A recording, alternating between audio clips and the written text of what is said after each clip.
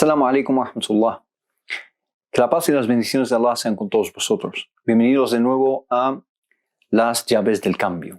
Hemos hablado en el episodio anterior del concepto de la crítica, en el sentido de tener un cierto sentido crítico ante, digamos, nuestras vidas, nuestras realidades y especialmente la visión que tenemos de la religiosidad, de la religión, de nuestra forma de vivir la religión islámica, nuestro din. Hemos dicho que la ausencia y la falta de ese sentido crítico tiene sus consecuencias. Los síntomas hemos dicho que son muchísimos, aunque hemos mencionado como introducción 4. El primero de esos 4 hemos dicho que es el fanatismo. Es una visión extremista del Islam.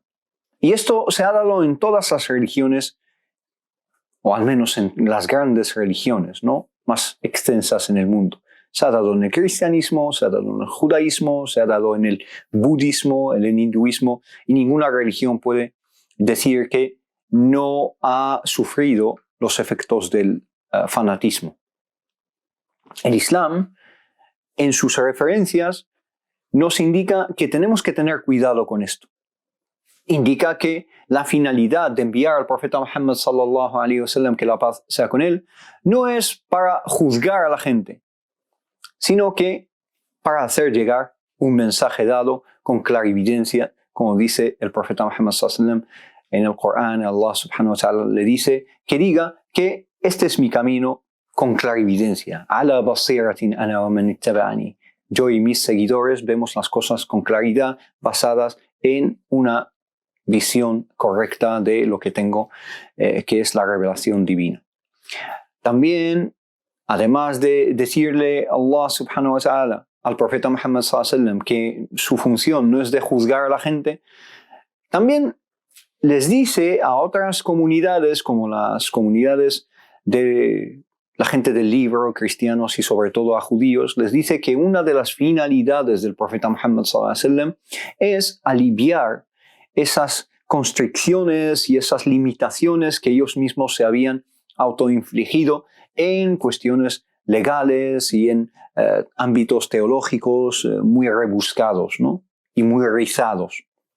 Dice Allah subhanahu wa ta'ala, yada'u anhum israhum. Una de las descripciones que hace del profeta Muhammad sallallahu alaihi wasallam es que él es quien va a quitarles esa culpa de haber cambiado lo que Allah subhanahu wa ta'ala les ha revelado, y les quita las cadenas que ellos han impuesto a sí mismos, ¿no? Cadenas sobre todo en cuestiones, digamos, legales o jurídicas, ¿no? Cuestiones muy rebuscadas que la revelación de Moisés no contenía y que ellos con el paso del tiempo se habían exigido y han introducido en su forma de vivir la religiosidad. Entonces, estos pasajes del Corán pasan desapercibidos a veces, mientras que contienen indicaciones a no caer en lo mismo en lo que han caído otras comunidades religiosas. La Biblia critica esto. El Antiguo Testamento, en muchísimos libros de algunos profetas, hay una crítica abierta a esa deriva que habían cogido la comunidad judía. Hay una crítica en el Nuevo Testamento a los fariseos y cómo Jesús en el Nuevo Testamento pues critica el poner la ley por encima del propio hombre, de la dignidad humana. Y les dice, entre otras cosas, que el sábado fue hecho para el hombre, que el sábado se hizo para el hombre y no el hombre para el sábado, que la ley está para servir al hombre, para que viva en felicidad, y no el hombre está al servicio de la ley. Entonces, esta noción está presentada en el Antiguo Testamento y en el Nuevo Testamento, y es absolutamente evidente para cualquier persona que estudie esos libros sagrados. El Corán nos advierte acerca del peligro de caer ahí. Y lo cierto es que sí se ha caído ahí, ¿no? Especialmente en nuestra época y en nuestros tiempos globalizados, en los cuales hay una confusión acerca de de las escuelas de pensamiento o algunas escuelas de pensamiento dentro del mundo musulmán, que seguir quien dice qué, etc.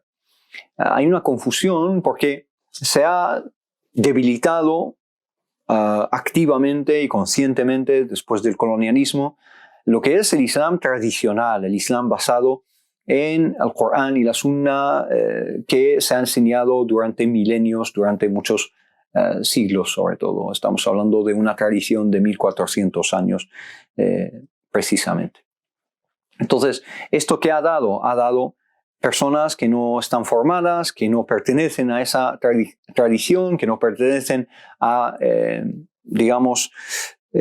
instituciones de enseñanza de mucho renombre en el mundo islámico, que no tienen ninguna referencia y que empiezan a interpretar el Islam y derivar las cuestiones jurídicas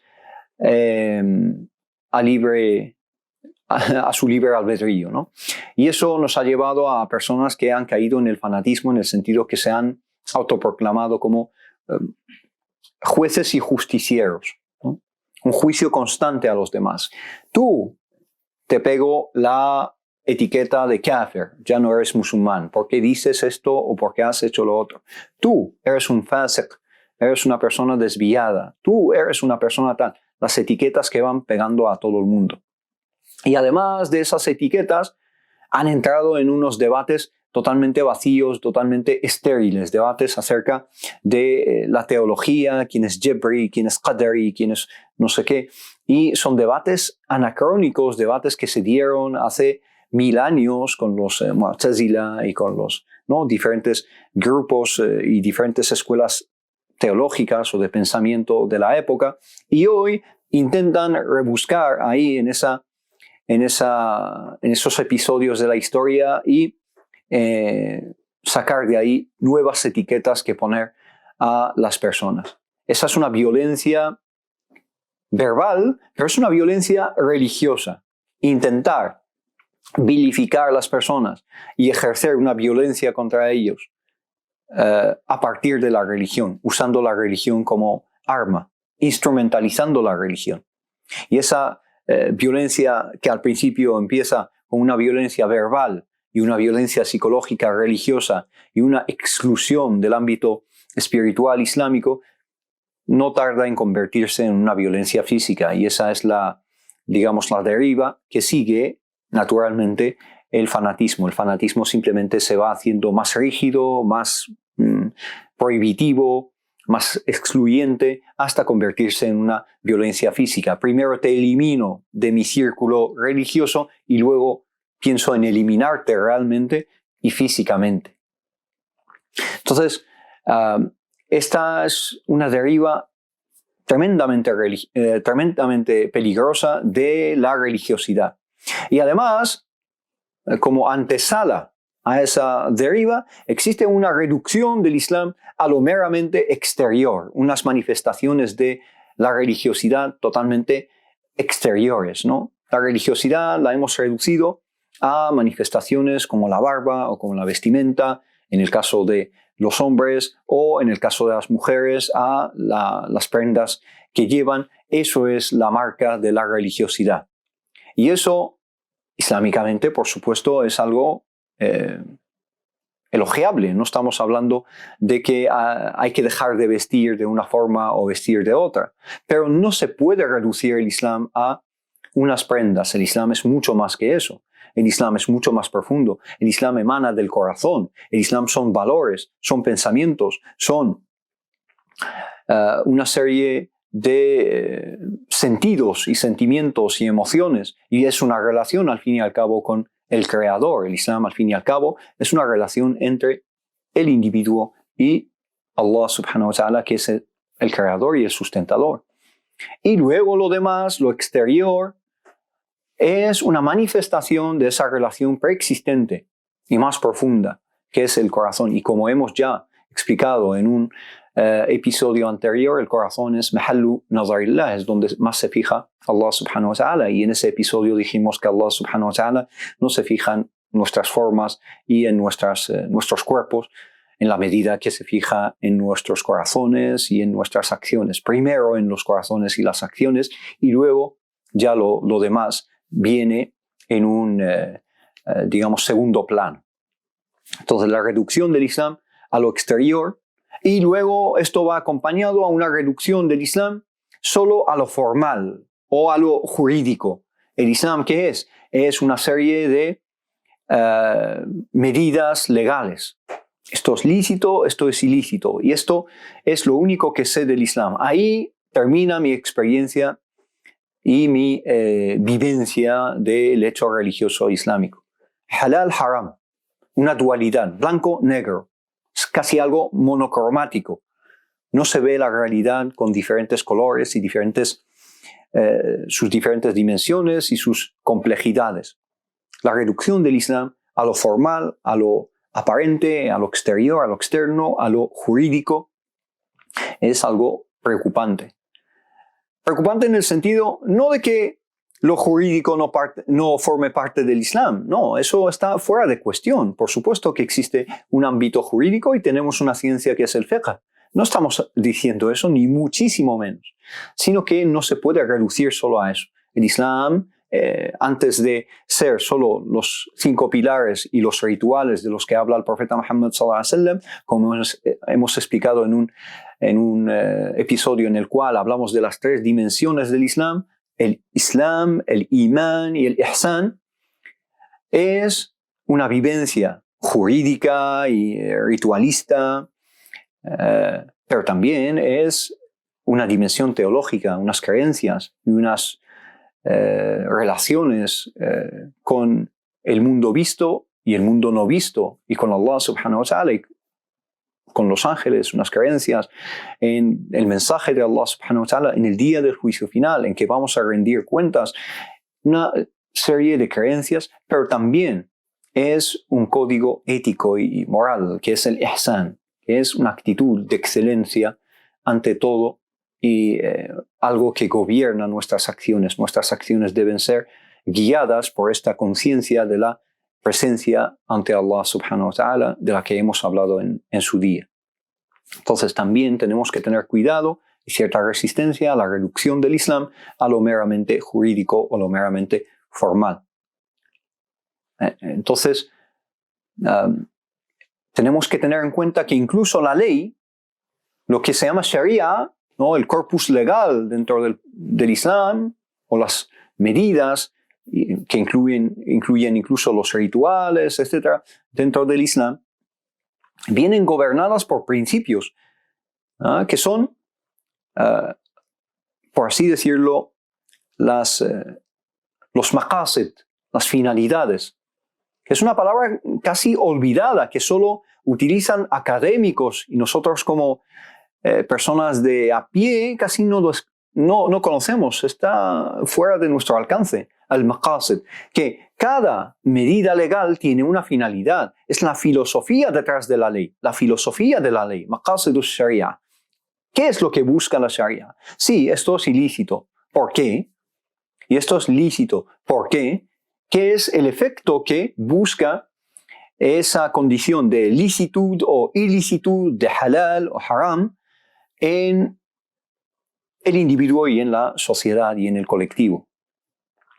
Entonces, de esto hablan muchísimos eruditos. Me viene a la mente una cita de Ibn al-Qayyim al-Jawziyya, que Allah lo tenga en su misericordia, rahimahullah, que dice en uno de sus libros que la ley dentro del Islam es, para empezar, adlun kulluha, es absolutamente justicia, wa rahmatun kulluha, y es absolutamente rahma, compasión, wa masalihun o maslaha kulluha, y es absolutamente beneficiosa, wa hikmatun kulluha, y es totalmente sabia, es sabiduría, absolutamente sabiduría. Y dice, aquello dentro de la ley que sale del ámbito del adl y se adentra en el ámbito del zulm, o el jur, que es la injusticia, aquello que ya deja de ser justo y se convierte en injusto, no es parte de la ley. se ha introducido. Aquello que sale del ámbito de la rahma, el ámbito de la compasión, y se adentra en otros ámbitos de esta rigidez y esta, digamos, opresión a los demás, etc., no forma parte de la Sharia, por mucho que insistamos en ello.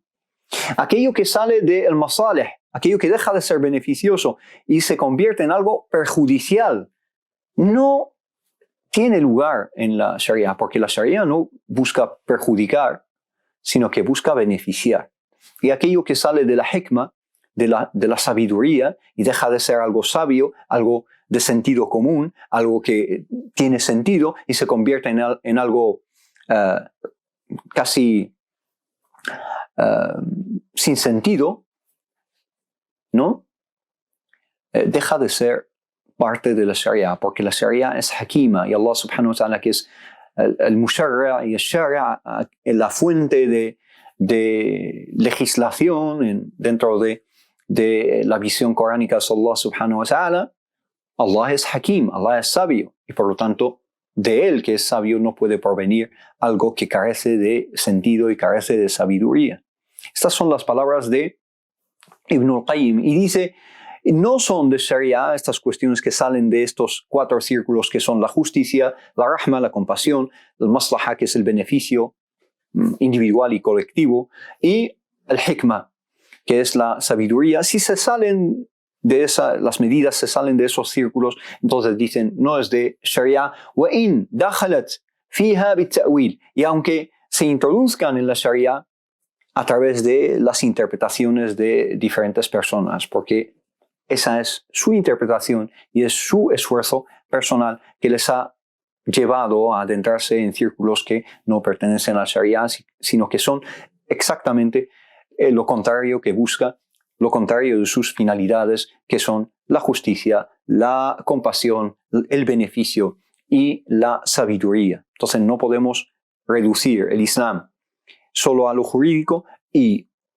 encima de ello no podemos vaciar lo jurídico de sus finalidades y de su razón de ser y de su sentido. Entonces, estas son derivas del fanatismo. También hay otras derivas, podemos hablar de muchísimas, como es la visión bastante peculiar de la historia, ¿no?, que tienen los fanatismos. Los fanatismos de todos los colores y todas las pertenencias religiosas o no religiosas siempre intentan dar una lectura muy peculiar de la historia, una lectura anacrónica, una lectura falsificada, una lectura utilitaria que sirve solo lo que a ellos les conviene, que solo sirve sus intereses, que se aleja del sentido crítico que hemos mencionado, que se aleja de la autocrítica que mencionamos antes de ello.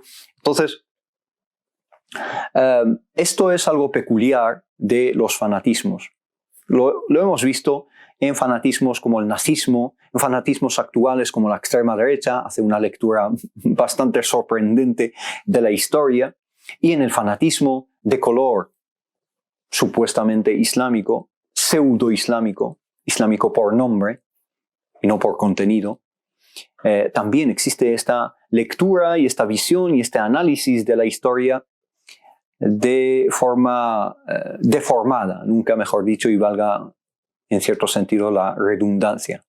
Deforma la historia y ve la historia solo desde un ángulo determinado, un ángulo que sirve su victimismo y sirve su agenda, sea religiosa, sea expansionista, a nivel político, a nivel geoestratégico, etcétera, etcétera, etcétera. Entonces, esto hay que tenerlo en cuenta. Incluso nuestra visión y nuestra lectura de la historia tiene que ser una lectura objetiva y no caer en la injusticia de culpar a los demás siempre de nuestros fracasos.